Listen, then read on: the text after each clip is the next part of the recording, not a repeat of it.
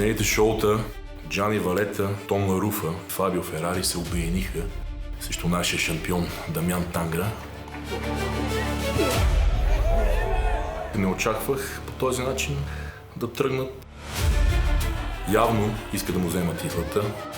Видяха, че самостоятелно няма да успеят и затова направиха нещо като коалиция. Въпрос е дали ще успеят. Намесих се, заставам твърдо зад шампиона Дамян Тангра и не само аз.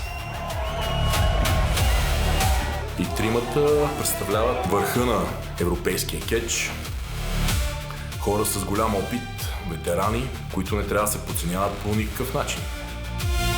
Много искам да си справя срещу който е от тях тримата, защото много обичам конкуренцията. Както в американския футбол, така и тук, аз наистина жадувам за конкуренция. Няма да им бъде толкова лесно на тях, нито на нас. Докато аз съм тук, имат една стена, която трябва да преодолеят. Ще има изненади. Гледна точка на това, какво и аз мога да им покажа на тях.